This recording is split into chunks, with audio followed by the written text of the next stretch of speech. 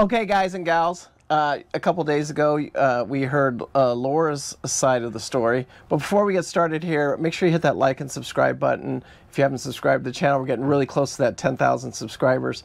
And today I want to share, or have Glenn share his story of what got him started and why he's even looping, because I think it's an interesting story. You didn't have a whole lot of boating experience to get started on the loop. And then, you had a family member that really you thought wanted to do the loop, but just no way it could work out for him. So let's hear your side of the story. We heard Laura's about 3 days ago. Let's hear your side of the story. Okay, hopefully it won't differ too much from Laura's, but over the course of the years, my brother-in-law, who lived in Lincoln Park, Michigan, and my sister have always owned a boat on Lake Michigan. And we'd visit them every couple of years, because I was in the military, so we traveled around. So about every 2 or 3 years, we'd visit him and go. Of course, take us. He belonged to the local yacht club. Okay. And he would take us out on Lake Michigan. We'd go for boat rides up to Detroit River, through Detroit, downtown, and it was just a very nice experience. I didn't grow up boating, other than like your parents father didn't own a big cruiser or anything like that. But it was always enjoyable to be a boat, and so that's your first hook that gets in the back of your mind. Oh, wouldn't it be nice one day to own a boat? And then you guys went on this cruise, Laura says. So then we retired in 1998, and my 3 sisters and their husbands, and Laura and I, so there were 8 of us. We went down to the Virgin Islands, rented a 49-foot Grand Banks trawler, and cruised around the Virgin Islands, both the British and American Virgin Islands. Oh, good, cool. For 10 days. Loved it. Best vacation we've ever had. Oh, nice. No television, no radio. We were just out of touch with the world. Scuba diving. Nice. Going out, visiting all the restaurants, and of course a lot of drinking. but we had a great time. And that was about it. And again, every couple of years, visiting my brother-in-law up in Michigan. And about 6, 7, 8 years ago, he said, you need to go do the loop.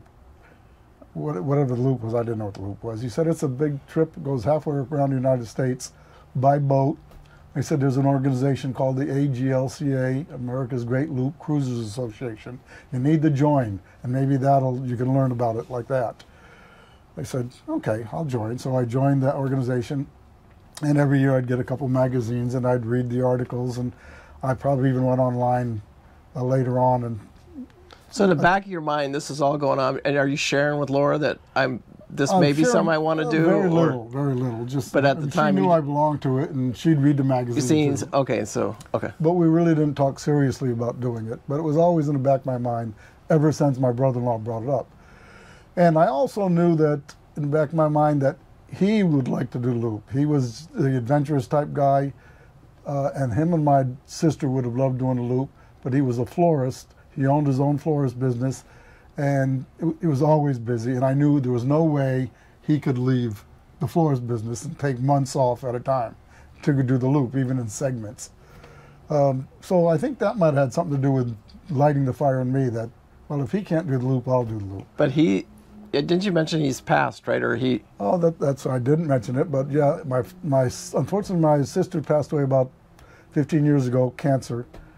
And then about 5, 7 years ago, he passed away also from cancer. And so then you're thinking about him the whole time. You're always thinking about him. And and after that, I probably said, we should do the loop for Dan. Right. I don't know if that's a fact, but it probably was in the back of mind somewhere. So right. We'll do the loop for Dan. You start going. Talked about it, Laura and I. She was never really interested about it, but finally, I think a couple of years ago, 3, 4 years ago, I said, "Honey, I'm doing the loop." After I said, "Honey, I'm going to do the loop," one way or the other. So after that, she finally resigned herself to the fact that, okay, I'll do the loop, hon.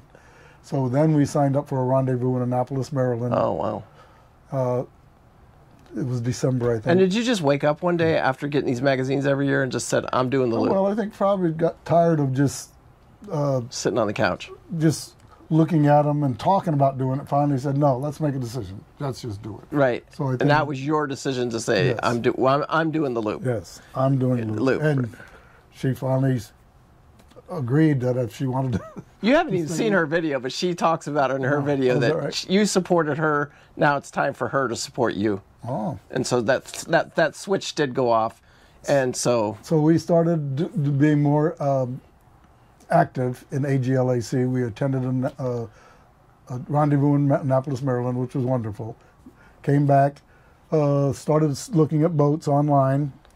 Then we finally, about a year and a half ago, started looking at boats physically. First one we looked at was down in Mississippi. It was a boat called Not On Call, a Chunghwa trawler, 42-footer. Nice boat. We probably should have bought it, but it was about 2 years prior to us doing the loop. We didn't want to pay marina fees. But I think you look back on that and you kind of regret not considering that more strongly, because especially after trying to leave on this, and it would have given you more experience. Would have given us more experience, and we should have. I mean, if you're going to do the loop, you're going to spend money anyway. So we probably should have not worried about spending 2 years of marina fees. Fees, right? We should have looked at it like you just said. Got more experience. Yeah, right. Instead of looking at the financial side. Yeah, right. And I think I did that in the beginning of the loop too. And my story is similar because I told Bev I'm doing the loop. I don't know what clicked in me, but something clicked one day, and she was like a little hesitant. But then after she got past that, well, another thing that I'm sorry, I didn't mean to. Go ahead. No, you go ahead. But another thing that now in the interim we've taken several trips. We've driven to California twice. From Alabama across country. Yeah, right. She mentions all this. And we've gone to all the state national parks, and so we've done a lot of sightseeing on the highways. And it was always in the back of my mind, you see the United States differently by doing it on the waterways. Yeah, right. So correct. that was the last straw that broke the camel's back for me. That said, you're doing a loop. Yeah, right. I want to see it from a different angle. Right. And I agree 100%. when you're coming into New York Harbor and you see the Statue of Liberty, if there's not tears in your eyes, big guy, I don't know what to tell you. But well, anything, even just seeing your barges and the intercoastal or your big ships in the bays. It was like it's a different way to. You're going to come back a different man. Trust me. So then we started looking at boats.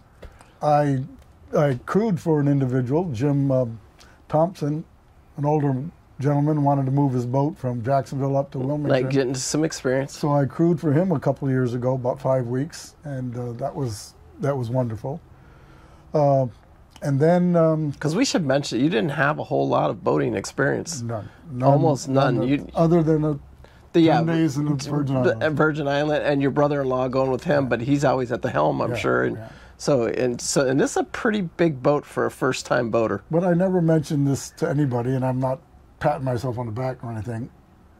But I was a helicopter pilot for 30-something years in the Army, both active and reserve, and I probably always told myself, bragging, patting myself, if I could fly a helicopter, I can drive a boat. I think that's what I told myself. Yeah, I tell everybody that driving a boat's like driving on ice. But driving a helicopter is nothing like even being on ice. That might not be factual, but I think that's probably the way I thought. Yeah, right. And I think you're correct on that because it's that flying a helicopter is a whole different world. I mean. So then we decided to definitely buy a boat. We started looking. We got a broker, found a boat down in St. Petersburg.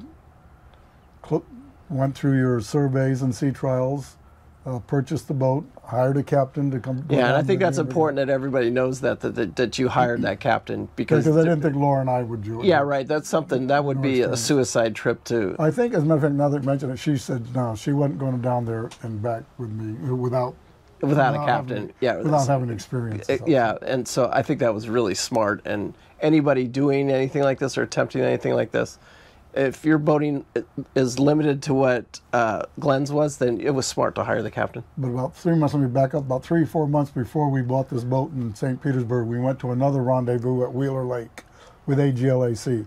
And that was the final straw, or the purpose, or the one that said we want to buy a boat. Yeah, because then now you got Laura, she's tuned up, she's ready to go. There, and you got about 30 or 40 looper boats that are completing the loop. They've just come down from Chicago in September. They attend that rendezvous at Wheeler Lake. Every day you get to walk through, and they open their boats up, and you get to walk through about 6 or 7 or 8 boats a day and see your different sizes, different types. Yeah, right. Singles, loopers with families, loopers with animals, and you get to see the whole spectrum of what the loop is like. So besides attending classes at the loop, you get to physically touch the boats and hear the stories about these people. Yeah. And that was the final. That was the final push to get you both on board, and now you're a team. So we bought a boat. We were going to start about 6 months later, but then coronavirus backed us up about 6 months because Canada was closed, Bahama was closed, and which I went ahead and left knowing that all this was closed, but that the Erie was open. This boat won't go through the Erie Canal, so you have to. Through half of it. Yeah, right. You would have had to go out, and then you can't do it. No.